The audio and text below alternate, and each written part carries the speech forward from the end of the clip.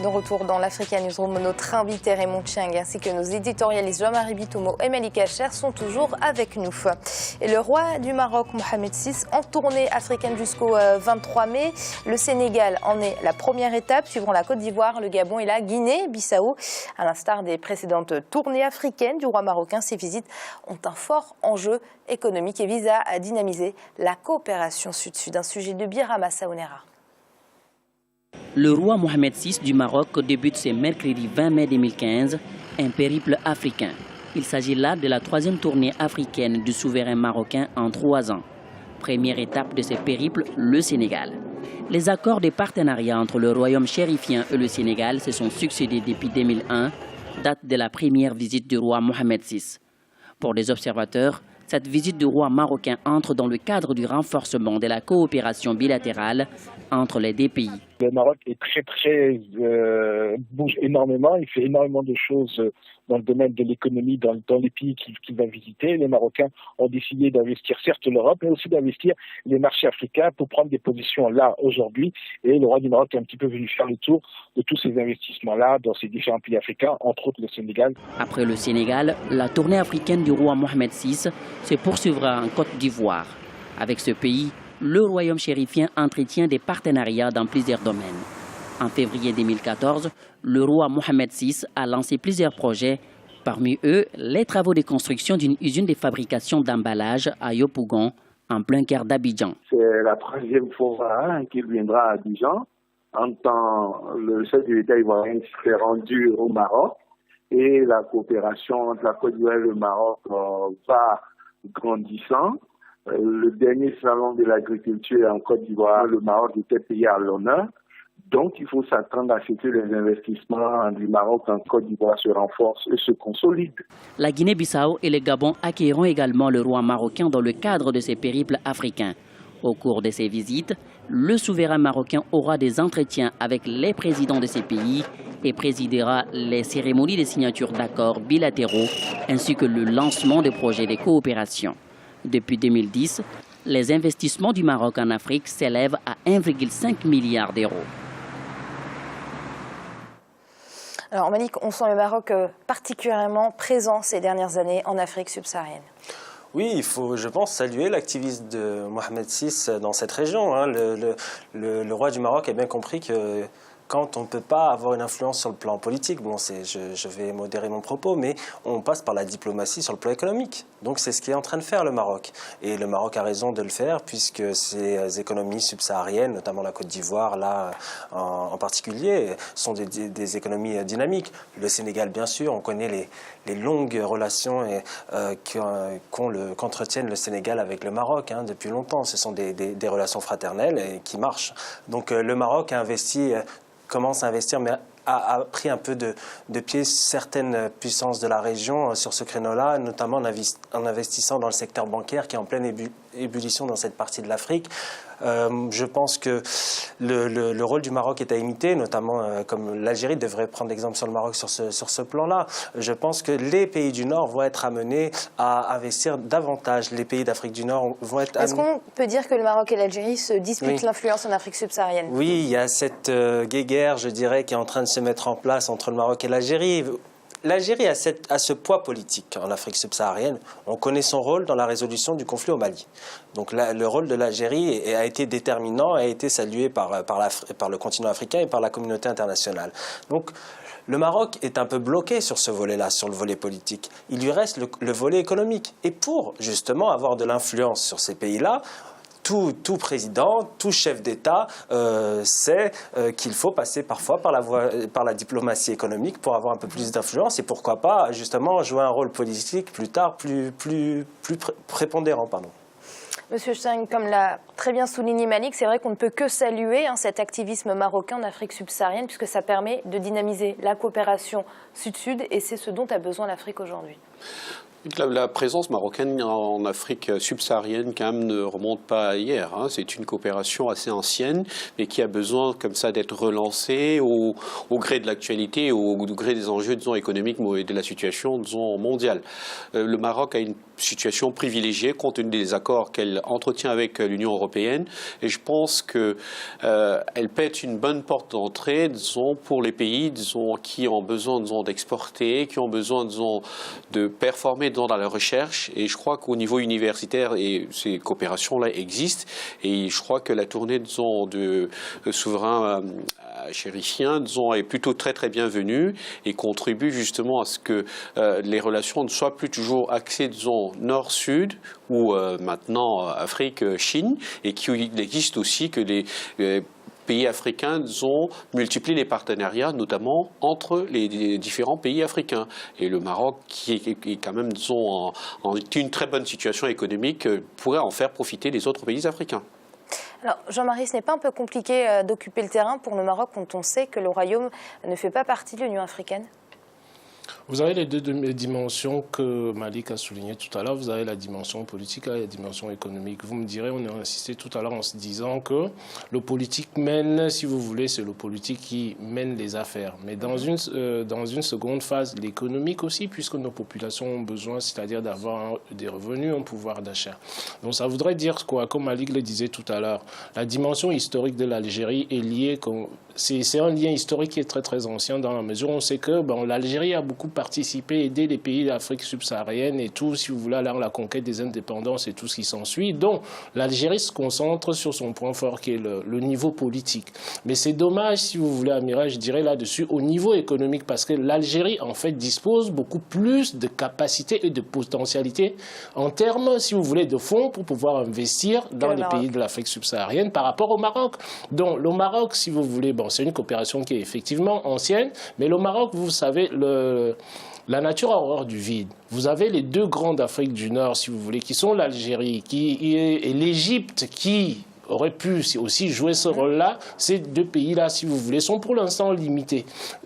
En Algérie, c'est quoi? C'est par rapport à la volonté politique des Algériens. Mais par contre, en Égypte, c'est la déstabilisation, si vous voulez, de l'activité économique qui s'en est suivie par rapport aux événements que nous avons connus. Et le Maroc profite, si vous voulez, de ce vide-là pour à mettre en place une diplomatie économique, si vous voulez, à tout va.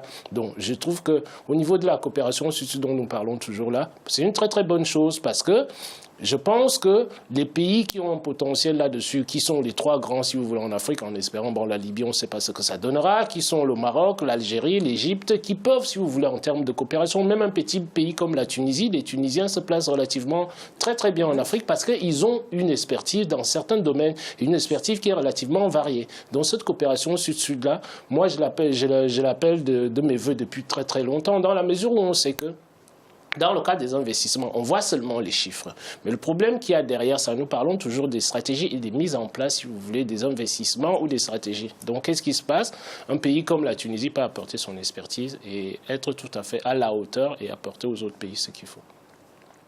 L'économie ougandaise devrait enregistrer une croissance de 5,8% durant l'exercice fiscal 2015-2016. En 2014, rappelons-le, le pays a obtenu un taux de 5,3%. Alors, comment maintenir le cap? Élément de réponse avec ce sujet de Birama Saounera. Une croissance de 5,8% attendue en Ouganda pour l'exercice fiscal 2015-2016. C'est le constat du FMI, Fonds monétaire international, qui a rendu public le 15 mai un rapport sur l'économie ougandaise. Le FMI met également l'accent sur le rôle important des investissements publics. La croissance en Ouganda devrait être stimulée par des investissements publics à large échelle et une reprise de la consommation privée soutenue par une plus grande ouverture du robinet crédit par les banques. Une inflation relativement faible, de bonnes réserves de change couvrant plus de 4 mois d'importation et une dette publique faible constituent aussi un matelas de sécurité qui permettra à l'Ouganda de résister à des chocs externes. En 2014, le pays a atteint un taux de croissance de 5,3%. Selon les économistes, la prévision de l'institution de Bretton Woods est réalisable. La croissance pourrait s'appuyer sur plusieurs secteurs porteurs de l'économie. La stabilité de l'environnement des affaires est également à encourager. L'économie ougandaise devrait s'appuyer sur ces secteurs qui sont ces secteurs clés, à savoir essentiellement l'activité minière, parce qu'il y a eu quand même pas mal de découvertes là-dessus. Je sais bien qu'il y a des recherches dans le domaine pétrolier. Ces recherches-là vont s'approfondir et vont venir renforcer la croissance sur laquelle l'économie ougandaise surfe aujourd'hui. Donc la prévision de 5,7% est une prévision qui est relativement optimiste au vu de l'environnement international. De nombreux projets d'infrastructures sont en cours dans le pays. Il s'agit notamment des barrages hydroélectriques, d'une raffinerie et des autoroutes. Le gouvernement a demandé au Parlement d'approuver une augmentation de plus de 5% de dépenses publiques à la prochaine séance plénière. Une requête considérée par l'opposition comme une stratégie visant à permettre aux partis au pouvoir de remporter les élections générales prévues en 2016. Jean-Marie, je vais vous demander d'intervenir une nouvelle fois puisqu'on vous a déjà entendu dans le sujet. Une croissance de 5,8%, est-ce que c'est un objectif ambitieux ou largement atteignable pour l'Ouganda ? C'est un objectif qui est largement atteignable. Vous savez, Amira, quand on a des statistiques comme celle-ci, les institutions internationales n'en vont rien. C'est-à-dire, ils partent, si vous voulez, de ce qui a été réalisé les années précédentes. On fait une extrapolation tout simplement. Mais cette extrapolation-là ne peut s'avérer et se vérifier qu'à une seule condition, c'est que toute chose égale par ailleurs. Ça veut dire que les conditions économiques restent les mêmes. Donc, si vous avez un changement dans l'environnement économique international, effectivement, on ne pourrait pas atteindre ce chiffre-là. Mais si les choses restent les mêmes, ça veut dire que les conditions économiques, l'environnement économique international ne change pas et que la dynamique interne est toujours la même. Bon, il n'y a pas de problème pour qu'on puisse atteindre, si vous voulez, ce taux de croissance. Et on va passer au chiffre du jour, 33%. D'après une étude relevant du ministère du Développement et de la Coopération internationale en Tunisie, 33% des entreprises ayant réalisé des transactions avec l'extérieur durant les 2 dernières années ont déclaré que les douaniers leur ont demandé des pots de vin. Malik, une réaction ? C'est un chiffre incroyable, 33%, un tiers des entreprises tunisiennes qui ont été obligées justement de monnayer avec des douaniers, donc ce qui s'appelle simplement de la corruption. Donc oui, là, c'est la volonté politique qui fera que cela cessera. Et je pense que ces pratiques-là sont anciennes. Nous savions le souci qui se posait lors du régime justement de Ben Ali. C'est une pratique qui était courante en Tunisie, dans d'autres pays. Mais ce marchandage avec les douaniers, malheureusement, c'est une chose qui gangrène les économies nord-africaines notamment. Donc là, j'espère que les autorités tunisiennes vont prendre la mesure de ce phénomène qui ne peut qu'être contraignant pour l'économie d'un pays qui vient de redémarrer. L'économie tunisienne, elle redémarre. Donc je pense que ça, c'est un axe prioritaire pour le gouvernement, de lutter contre la corruption. Sinon, l'économie tunisienne ne pourra pas partir sur de bonnes bases. Maintenant que le politique a été stabilisé, maintenant il faut essayer de dynamiser l'économique, mais cette mesure anticorruption, des mesures anticorruption plus fermes, parce qu'elles ne sont pas si fermes que ça en Tunisie, plus lourdes, je dirais, des peines pénales. Je pense que c'est une priorité du gouvernement tunisien. Jean-Marie, que vous inspirez ce chiffre ? C'est un chiffre qui, pour moi, est scandaleux, Amira. Vous savez, les gens ne comprennent jamais chez nous en Afrique. On parle de la Tunisie ici, là, c'est pratiquement la même problématique que vous rencontrez dans toutes les économies africaines. Les gens ne se rendent pas compte que la corruption est un frein au développement. Tout simplement pourquoi ? Parce que vous retardez les investissements. Si vous avez, comment dirais-je, un producteur qui arrive en Tunisie, qui veut investir pour pouvoir faire travailler la population tunisienne, et que vous avez 2-3 personnes, si vous voulez, qui sont dans le port, qui bloquent les machines parce qu'il faut que cette personne-là soit payée.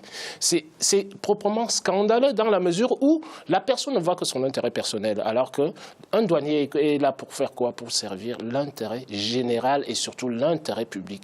Donc j'estime que pour moi, c'est proprement scandaleux et il faudrait, comme Malik vient de le souligner, que ce soit vraiment les pratiques de corruption, c'est-à-dire il ne faut pas uniquement avoir les yeux sur la corruption à grande échelle, mais la corruption à petite échelle qui est insidieuse, coûte encore beaucoup plus que la corruption à grande échelle qu'on regarde parce que ça joue sur un volume beaucoup plus important d'affaires. Donc à partir de là, on freine carrément le développement du pays, c'est-à-dire en voulant privilégier l'intérêt personnel.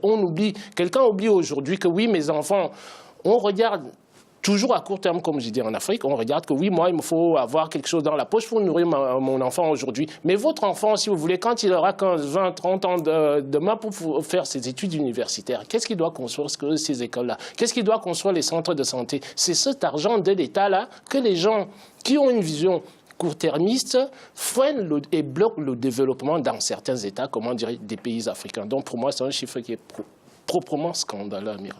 Malik, vous vouliez rebondir? Très rapidement, oui. Si vous avez justement ce phénomène qui existe en Tunisie, c'est que la hiérarchie ferme les yeux aussi. Donc il y a justement cette lutte contre la corruption, elle doit être encore plus intense. Quand vous avez des douaniers qui peuvent se permettre de prendre justement ce qu'on appelle aussi la chipa dans ces pays-là, le bakshish, et ben voilà, c'est qu'il y a la hiérarchie ferme les yeux. Donc là, il y a un véritable problème à souligner. Il faut que l'État tunisien soit encore plus sévère vis-à-vis de ce phénomène-là. Maintenant, j'espère que ça va être le cas. Merci Malik d'avoir été avec nous. Merci Amira, ce fut un plaisir. Bonsoir à tout le monde. Merci à vous également Jean-Marie. Merci Amira, bonsoir à tous nos téléspectateurs et je vous souhaite une très belle fin de soirée.